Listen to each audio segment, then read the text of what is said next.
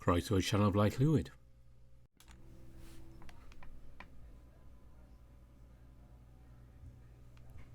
Welcome to I.C.O. Machina Lutris. So you might remember I have the original version of I.C.O. up on the channel. So this is some reworking that the team have been doing. So I said I would do it. It just came out last week, and we'll be doing our best to keep up with things as new updates come out. So that's really all I have to say. Let's see how this one starts.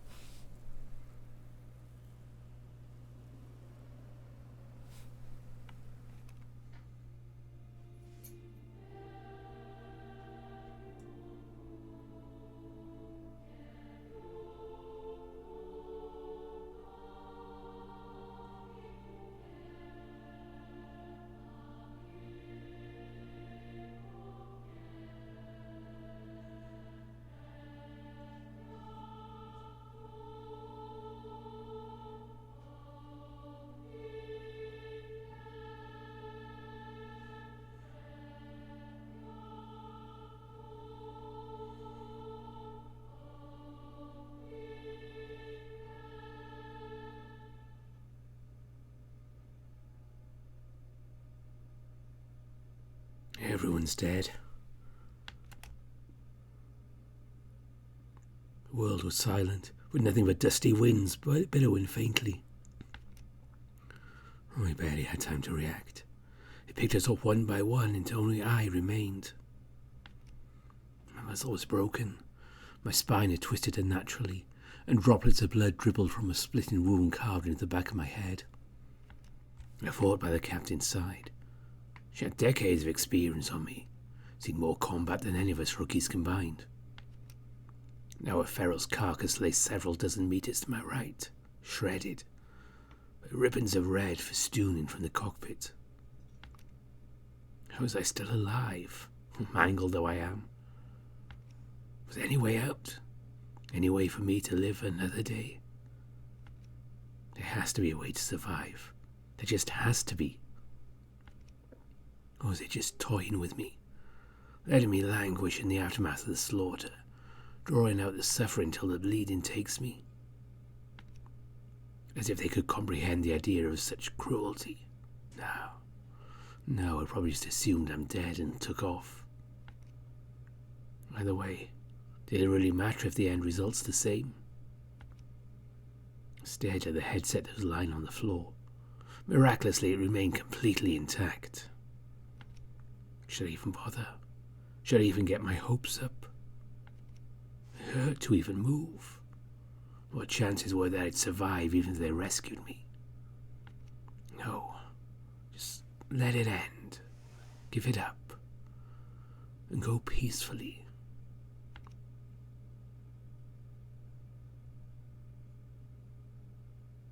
Oh, for fuck's sake. Forcing myself through splitting agony, I grabbed the headset and placed it over my ears. Dispatch emergency signal. I require help immediately. Even muttering those words burned, as if a match had been struck in my lungs. But the message was going through. A signal had been sent out. Any squadron in a 6-kilometer radius would have been able to pick up on that. Someone's got to be there. Well, they have to be. Maybe they can save me. Moments passed. No answer. Come on, there has to be someone out there. Send in an emergency signal. I need help immediately. Another minute. Silence.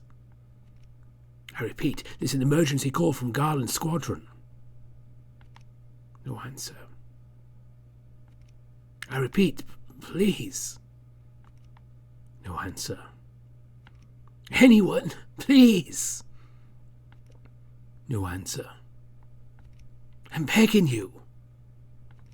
No answer. Motherfucker.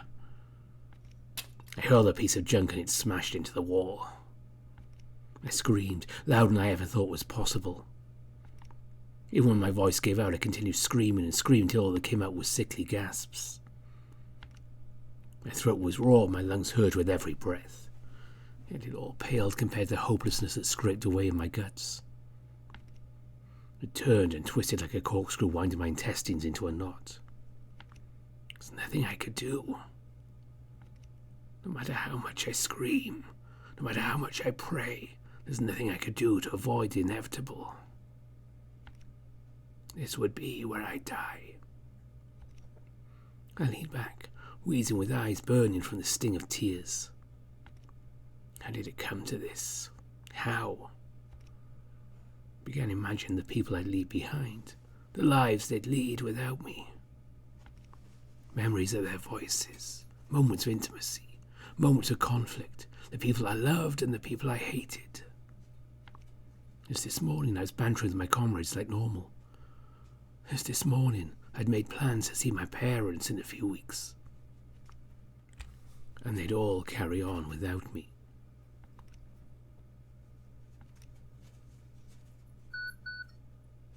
What? Crackling noise blossomed from the headset. A voice. My heart leapt and I seized the headset. Hello? Hello? This is Tiger Squadron. Come in. My God, yes. A delighted howl took flight and the sensation of life coursed back into my body. I'm going to live. Hello, do you copy? We read you, soldier. Thank you. Dispatch a rescue team immediately. Garland Squadron's been completely wiped out. Wiped out? There was unintelligible gibberish as the caller spoke with their crew. I couldn't quite make out what they were saying. Anxiety writhed like worms in my guts. I couldn't stay any longer, not when that thing is still out there.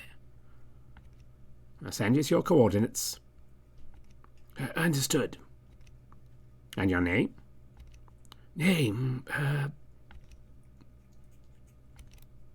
My name is Monita. Hold on one moment, I will check with my superior. I imagined finally returning home for once. It'd been so long. Mom's cooking, Dad's laughter. If I get out of here, I'm going back to them immediately.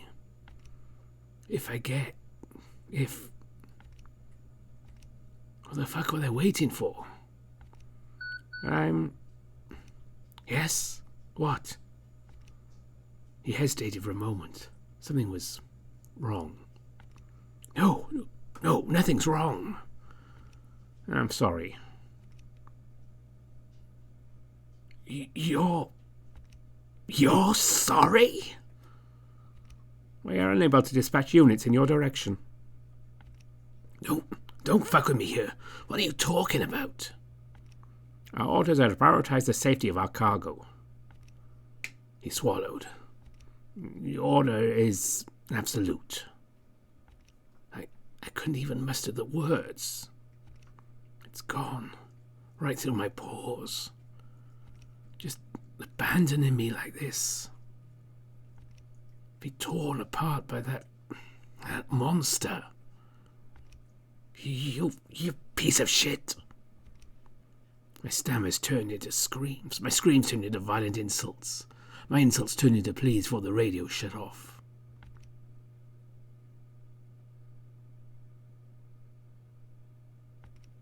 I couldn't die here. I refused to let that thing win. The mega colony hadn't done anything for a while now. Why hasn't it sensed me yet? It's still here. What was it waiting for? I can get to someplace safer. Maybe they'll reconsider the rescue. There's nothing to lose at this point. Run unit diagnostics.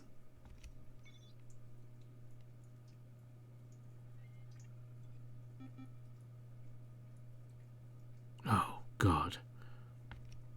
The internal temperature's off the charts. If I overexerted myself, I'd be leaving this world in a mushroom cloud. Close diagnostic window. Run recalibrations. Prepare Feral for launch. Every so often the shadow danced in my field of vision that made my heart jolt with nerves. Some of them were scuttling about, peering from the shadows as if waiting for me to kick it. Small fry, don't think about them. Just focus on the task at hand. I could only muster minor fixes to the Feral's control scheme. Should be enough to get me several clicks north. The Feral lurch as I trained my inputs. Took a full second to move a digit after input. Combat's out of the question in that case. I could barely wield my blade. Doubt its distortion properties were even working anyways. This is going to be impossible, huh? It's futile. I knew it's futile. So why'd I even try? It's time to get this scrap heap off the ground. Activate ventriloquist system.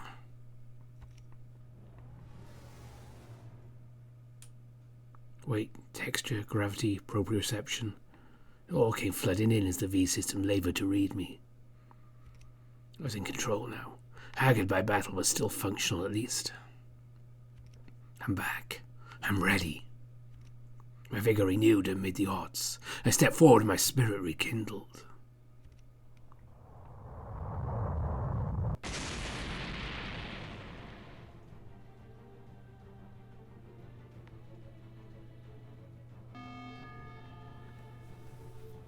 It was a daze. My body screamed in searing agony as fresh blood spattered the back of my seat. The ground had collapsed beneath me. Something attacked from below.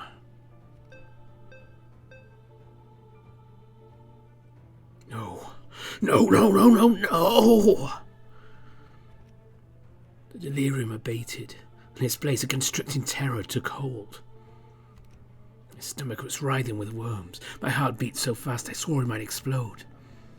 My mind was focused entirely on that thing that approached. Amid the plume of dust, it crept forward, cold and calculated. As it drew nearer, its image became clearer. Whatever delusions of hope I might have had simply perished. No, no, get back! Stay away! My last thoughts. God, what would my last thought be? Home? My family? Those things I wished I could tell them but didn't. Loves I never confessed, lies I never corrected. Some reason all I could think about was that time years ago talking to the captain about what happens when you die. I don't know if she's pulling my tail or she believed in some bullshit science. She said that your brain tries to comfort you in your last moments. When you're on that brink, it may feel like euphoria if it all goes dark. I thought it was the only comfort I had, the only thing I could cling to. So, please, just make it quick.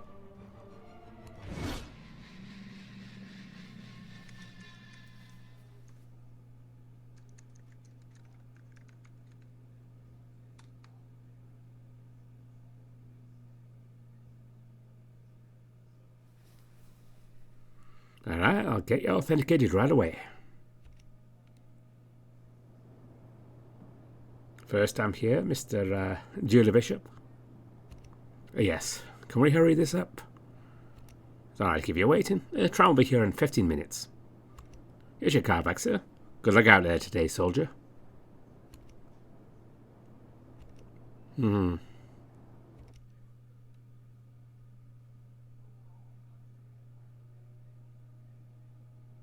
Shit, I'm late.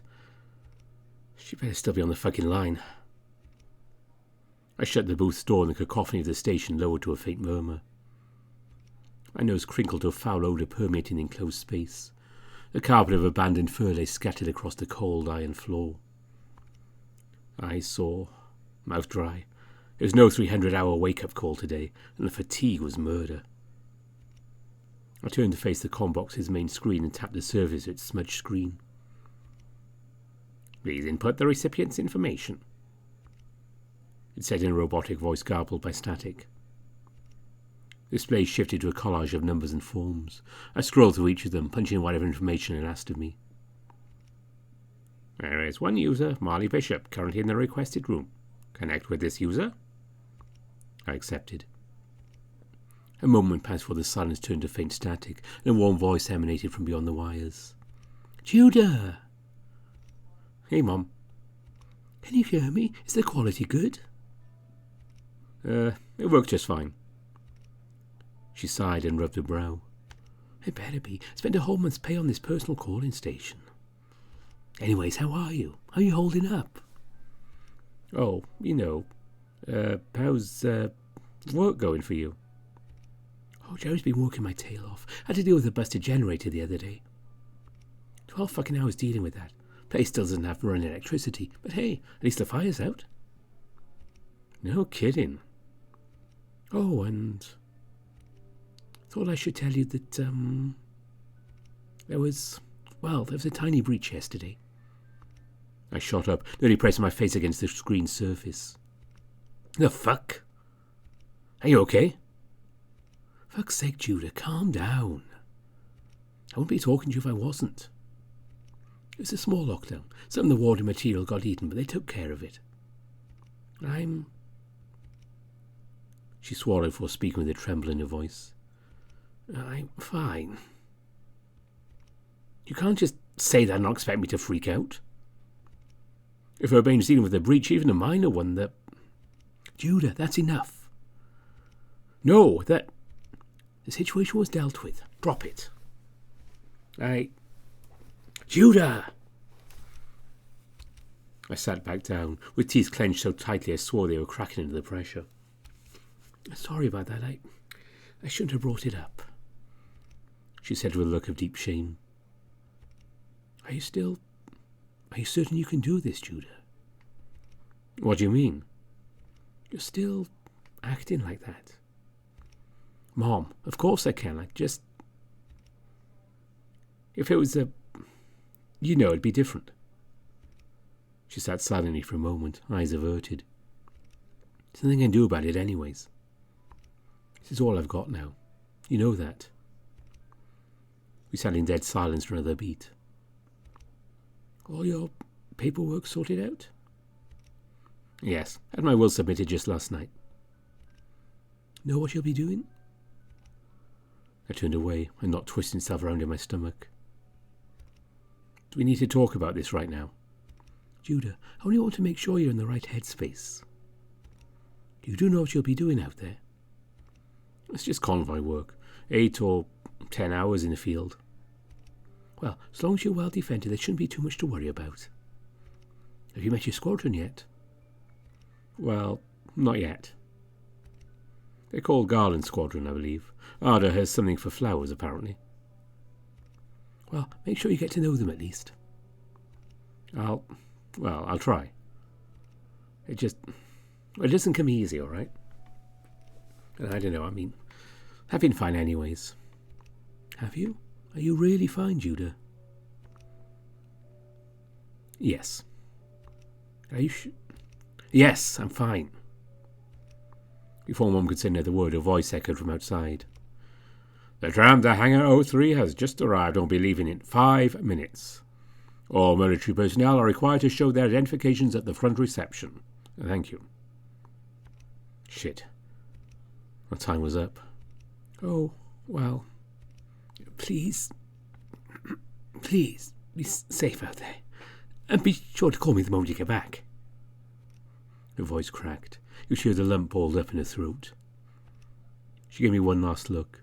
Her mouth smiled as if to comfort me, but her eyes betrayed deep sadness. I love you, Judah, more than anything in the world. She stared at me so intensely, as if begging me not to go. Well, I'd give to just spend all my time here talking about mundane shit forever. I bid my farewell. Those might be the last words she hears from me. Love you too. Tonight, 1900, same chat room. I'll be sure to call you there if I get back.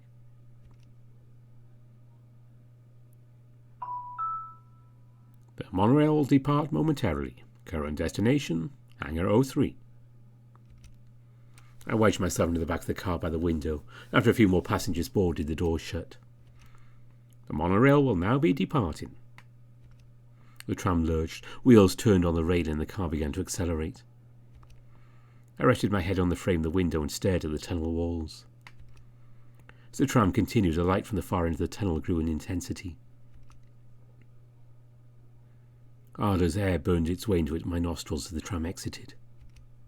It was offensive, like a mix of gasoline and burning rubber, stinging the eyes and nose with a relentless irritation I never grew completely used to. I peered downwards and spotted a wispy cloud hovering above the industrial district. Another strike? The tear gas cloud seemed much larger than the previous week. Or was another accident in the chemical engineering plant? Hard to tell. Though I could have sworn there were flashes of light accompanied by the faint popping of a semi-automatic. It was easy enough to tune out, so I leaned my head against the glass and shut my eyes. I rested my tail on the floor and assumed a comfortable position, or about as comfortable as you could get with this kind of seating. God, I wanted to curl up in my shitty cot and sleep the week away. Maybe a minute of shut-eye or so. Excuse me, aren't you? Before my eyes could even open halfway, a shooting pain jolted at my tail. Motherfucker! I yelled and nearly jumped out of my seat. Pangs of agony pulsed from its tip and I cradled it closely. I swear, if that cunt broke a bone. Standing up, I prepared a verbal beatdown on the twat. You blind? What's your damn paws, jackass? Only now did I notice how many people were staring at us. My pain turned to mortification and I withdrew back into my seat. Whoa, hey, sorry about that. He's a canine, some yellow dog. Golden retriever? No, his ears were too pointed. The dog shuffled a bit, trying to find the words to say. What do you want? The dog's ears flicked. Sorry, mate, I just wanted to ask something. Your jumpsuit says Garland on the back, yeah? Garland? Yes. Oh, well, ain't that convenient? The dog turned around and showed the back of his jumpsuit. Of course, the word Garland was plastered right across it. See, Otter, yeah? They will be getting one of you, especially up here in Arda. You're only but the fluffiest guys around. You are a sea otter, yeah?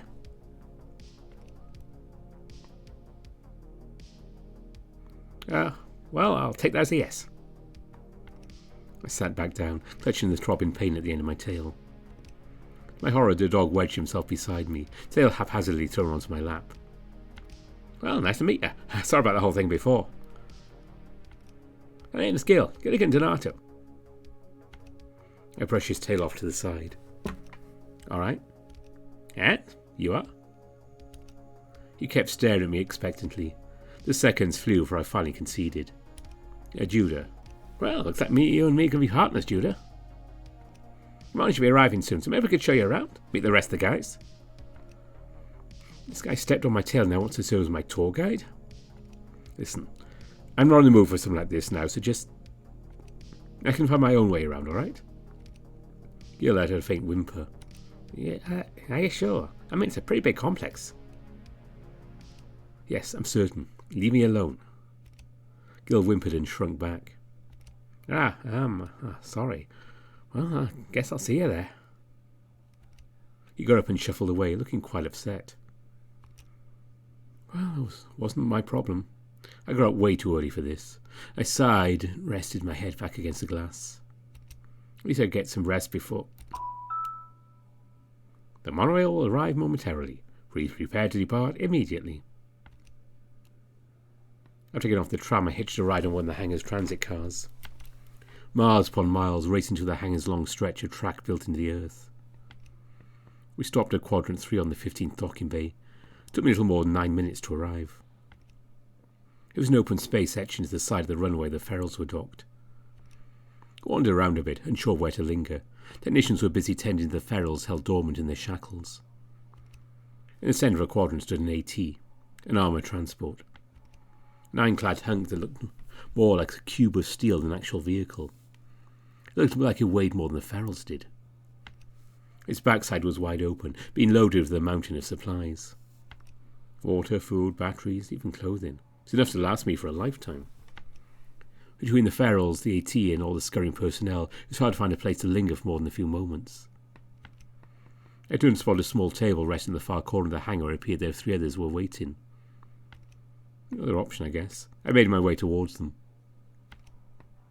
One of them was a dog from earlier, whose ears perked as I entered.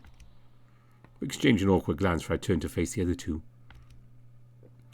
The closest to me was the portly sea lion leaning back in his seat casually.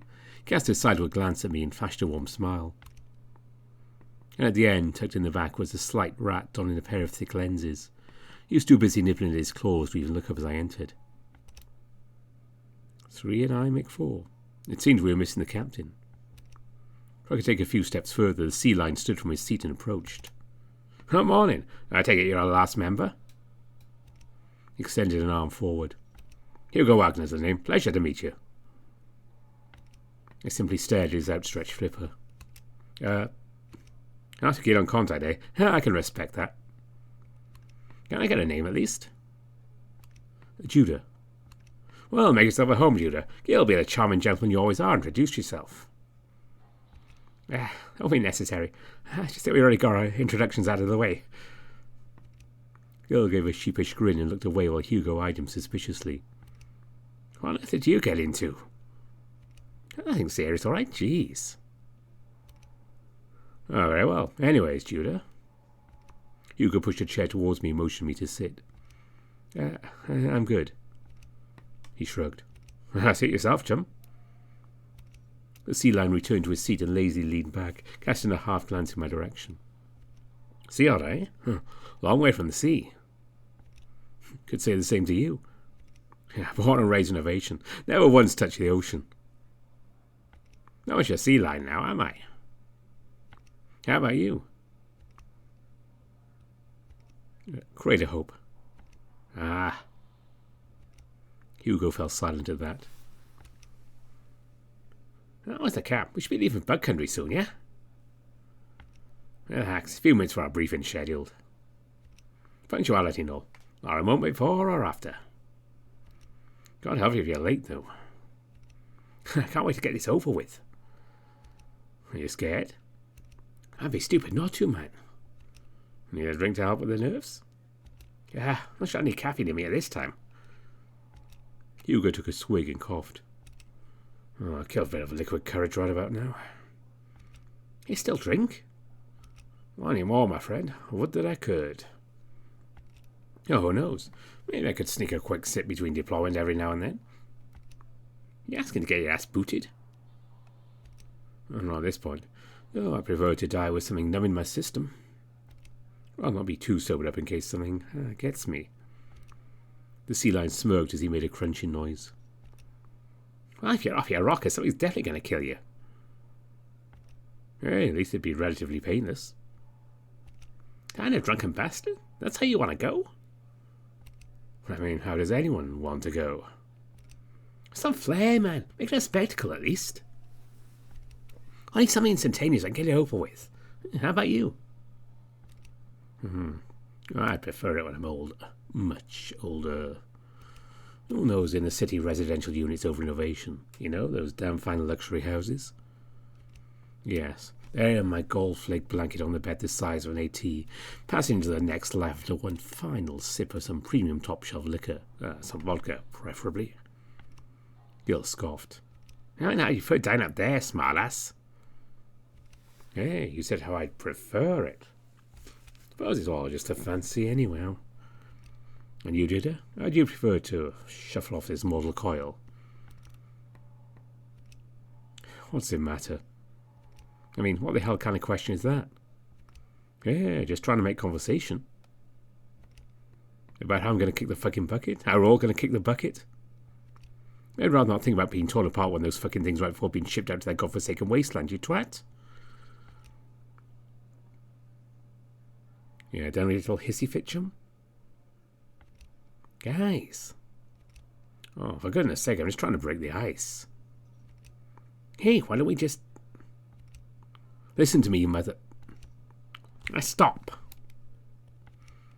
The rat had finally spoken up and he's out of his seat. Stop discussing this. In a flash, he's back into his seat, staring intensely at the table's surface. Well, to make out what's behind those thick lenses. Was he upset, or Gil took to his side immediately and knelt beside the rat. Hey. The rat's ears perked up, but he didn't face Gil. You alright, man? The rat took a moment to respond and turned to face Gil. No, you're being overwhelming.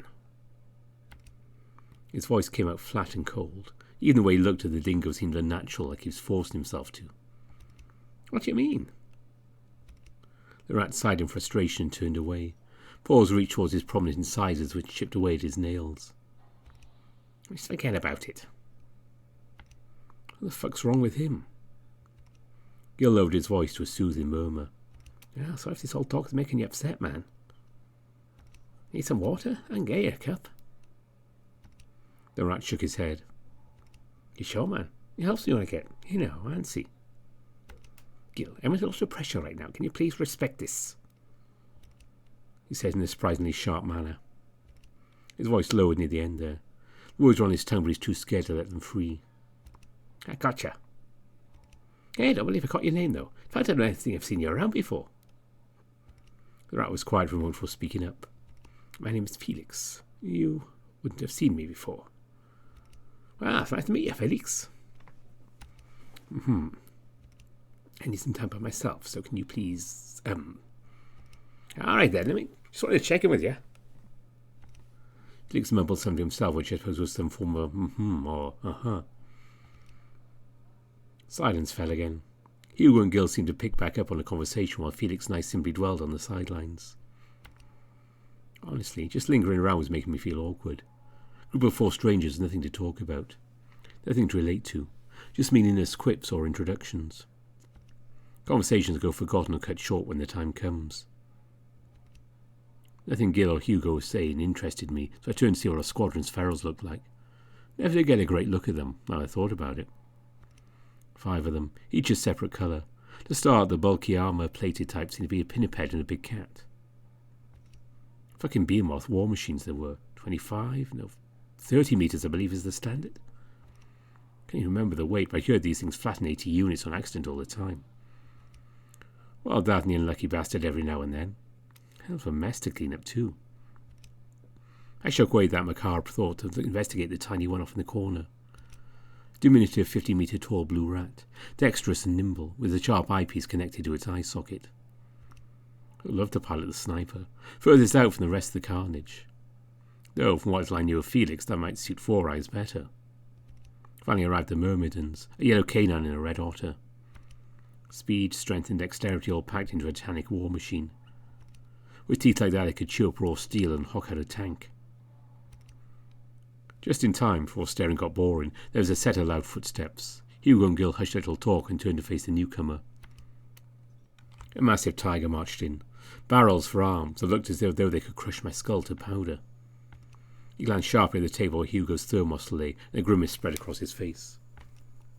Wagner, would you take that damn thing off the table? This is an area for debriefing, not your barracks. Immediately Hugo set to work wiping the table as the tiger took position at the front of the table. Good. It seems we are all early. Have a seat, soldiers. This should only take a few minutes. I took to the table, finding a seat on the far end as the tiger read over a few documents he held in his paw. He set the folders at the centre of the table, his large frame casting a shadow that engulfed the whole crew. I'm Shay Huang, and I've been assigned as the captain of Garland Squadron. It is a pleasure. His voice was trenched deep with bass, yet it was softened by an air of refinement. He scanned us with his eyes, brilliant green in colour like an emerald. I suppose introductions are in order. Oh, well, we already took care of. Donato! Gil whimpered at that moment as the hulking tiger turned to face him with a displeased look. Yes, sir? Please refrain from interrupting me. He stared Gil down, and the dog looked like he was about to shit himself. Sorry, sir. Shay swatted that look of irritation away before changing his tone. Anyways, are you adjusting well thus far? Oh, fine enough, I guess. Again, it's been hectic. Only a month in the squadron, I had to move again. And Hugh's definitely made an easy transition, though. Speaking of... Shay turned his gaze to Hugo. Wagner, it's good to see you. Are you well? Yeah, fine. It's pretty comfortable, my old mates. Better than this little opening popped up. Unfortunately, this dingo just won't seem to leave me alone. Sticks to me like a damn splinter. He said, eyeing Gil. Dingo, huh? Yes, that makes sense, but I couldn't say I've ever seen one myself. Orders are orders, I guess. Nearing your first year, if I'm not mistaken. Yeah, close enough. Well, that's a grand milestone. You should be proud. Hugo gave a nonchalant shrug. I'm celebrating the fact I'm not dead yet. That remark got a stifled smirk from Shay. Nonsense. You'll see a long and successful career, that much I'm certain. Have you to introduce yourself to Bishop in Belfast yet? We've spoken a bit. Well, I can't say I'm particularly familiar. Well, that will not do. Bishop, Belfast. Oh, God. Would you care to fill Wagner and Donato in? Belfast will start with you.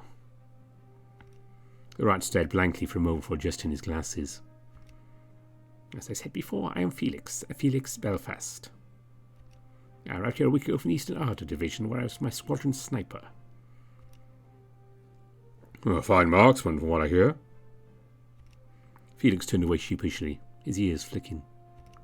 I am sufficient. And Judah, yes, we should introduce him, he said, directing everyone's attention toward me. Huh? I'm not sure that's necessary. Bishop, this is standard. Well, Everyone was staring intently at me. Felix hid back in his seat after throwing me under the bus. I'm Judah Bishop. I'm new and this is going to be my first job.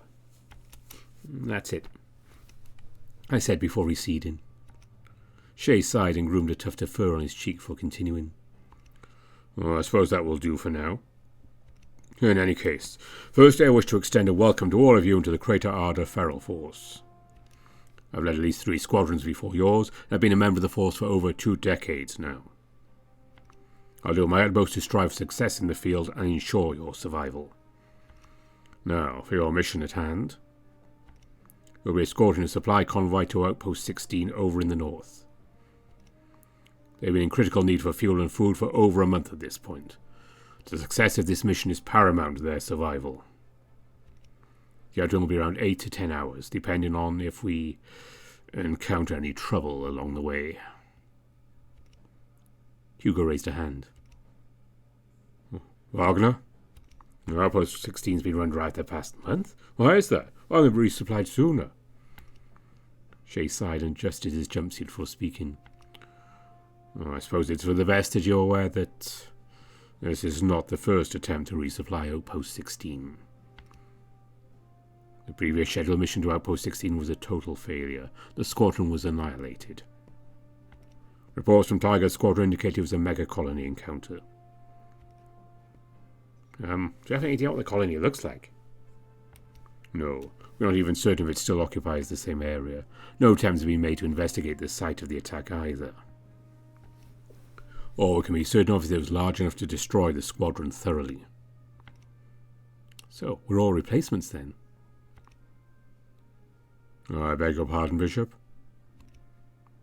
The previous batch bit the dust. They cobbled us together to replace them. Shay drew in a sharp breath with a faint growl reverberating throughout his voice. Watch your tone, Bishop. The moment his eyes met mine, I cast my glance aside immediately. It was smouldering as sharp as a spear. Even now I could feel them burning holes into me. Sir? Shay shook off his death stare and thankfully turned his attention to Felix. Yes, Belfast. Are we making any alterations on our route to avoid the colony? We'll be taking a slightly longer route, 5 miles out from their last location. With luck, the mega-colony may have broken up or moved on elsewhere. However, I advise the utmost caution regardless, and I will be going to today's mission with the expectation of combat. We're doing this, huh? Going right into the fucker's territory after it slaughtered the last poor bastards a couple of weeks ago. I guess it kills pretty cleanly. At least it makes it quick. Hopefully. Any further questions? About the arsenal, what do we have? 20 or so EMP grenades, 500 rounds of rifle bullets, and a selection of lances, swords, and shields. Of the rifle munitions, we have piercing, disabling, and explosive rounds. He turned to Felix. We will be assigning that transport your ferrule, Belfast. The rat simply nodded along. Again he had his tail twiddling around in his paws. What was his expression? I could barely see behind those lenses. Was he scared or what? Bishop, Donato? Yes? As the squadron's murmured, and you'll be at the flank of the formation. Wagner, I'll take the vanguard, while Felix will provide suppressing fire from the rear. The armoured transport will be at the centre of this formation, and each ferrule will be assigned a single armoured support vehicle to cavort their arms. With luck, we should be able to keep the transport safe up to its arrival at Outpost 16. However, if combat breaks out, the safety of the transport is your utmost priority. Is that understood? Not just for the lives of the men and women in the vessel, but for the lives of all those in Outpost 16. Felix raised a quivering paw. Belfast? If we're unable to resupply Outpost 16. He swallowed and fell silent, casting his gaze downwards. Shay finished that thought almost immediately, however. Yes, they will likely perish. Without the battery cells needed to power their Union generators, the outpost will be unable to repel I.C.O. and will likely be compromised shortly thereafter. It is a terrible fate, a slow one, a painful one. I understand the pressure. Truly, I wish there could have been a less dire situation. We have orders we must fulfill. Even a nanosecond of hesitation will result in an agonizing demise at their hands. However, if you follow my lead and aid your comrades to the best of your ability, there will be nothing to fear. That I can assure you. We have around half an hour to prepare. Be in your ferrules by exactly that time. I will not tolerate tardiness. The tiger puffed his chest out and placed a fist right over his heart. Respite in death. The four of us stood, saluted, and repeated those words back. Dismissed.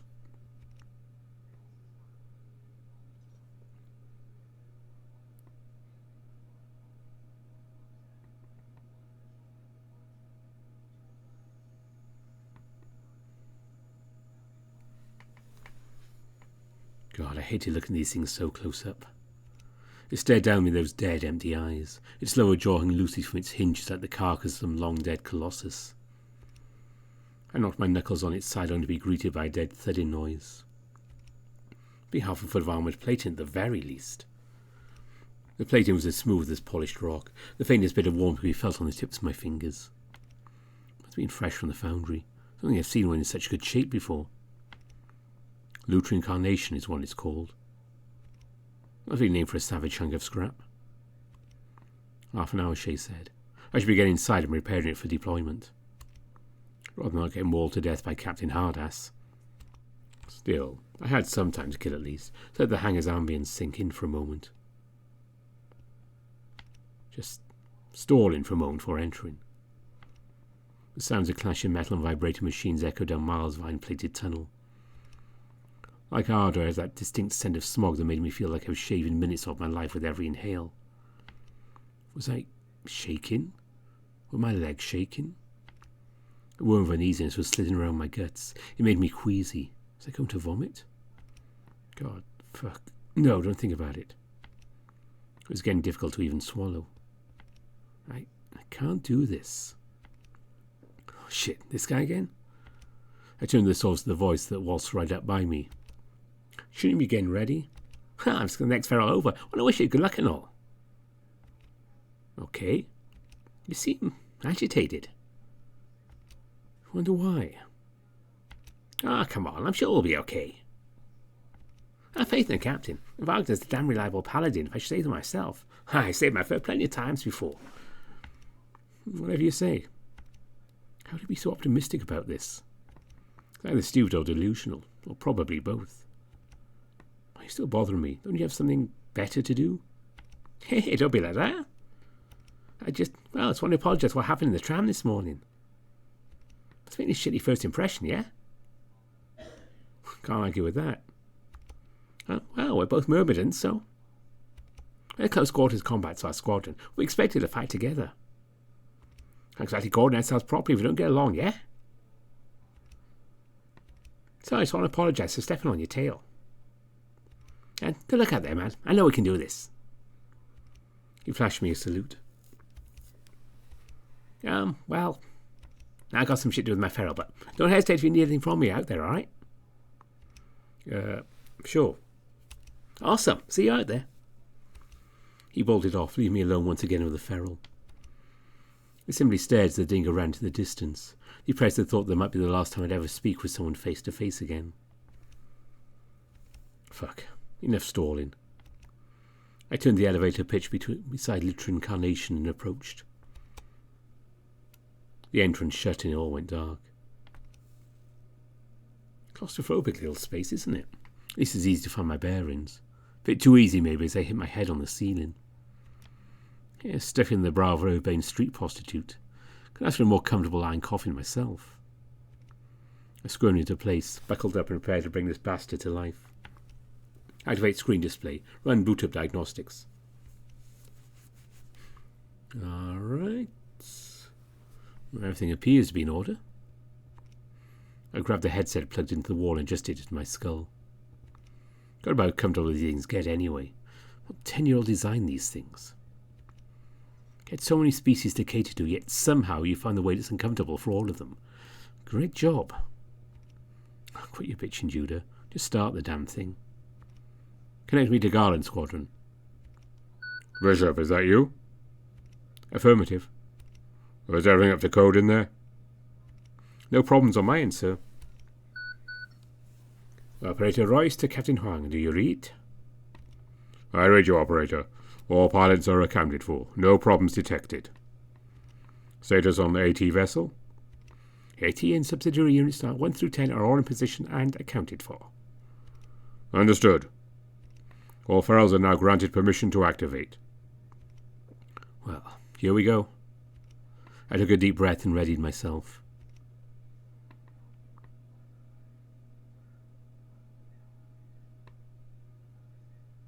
Lutrin Carnation. Activate!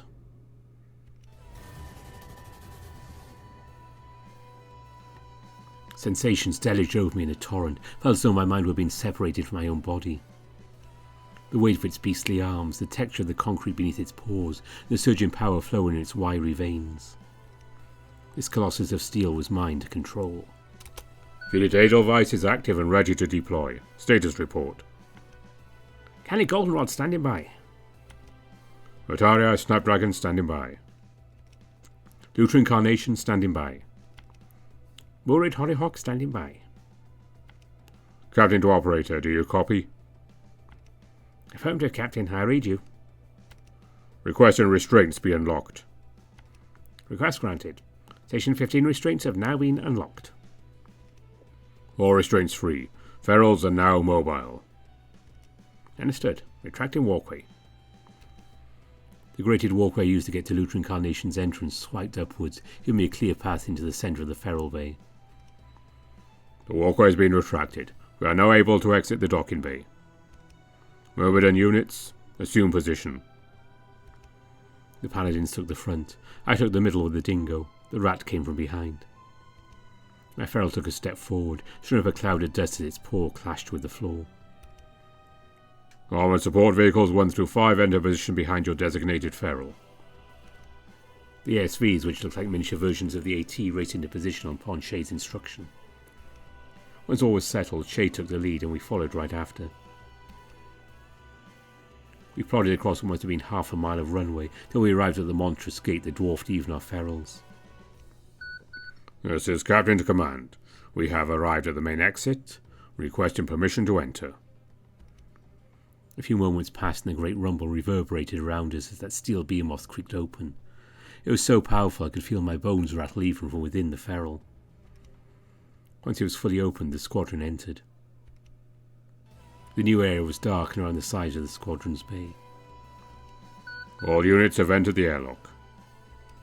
Upon uttering those words, Royce gave an affirmation and the gates behind us shut. Silence. Nothing but the whir of the ferals inside to keep me company. Now secured. Now opening Etna Gate.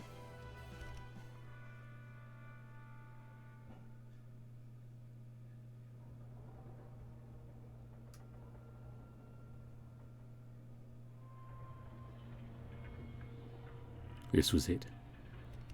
Outside Ardor, outside the stifling interior of the craters. Out into hell itself. The world that belonged to them. The I.C.O. There we go. That was the first part of I.C.O. Machina Lutris. And I said part 2 will be coming along when it's ready.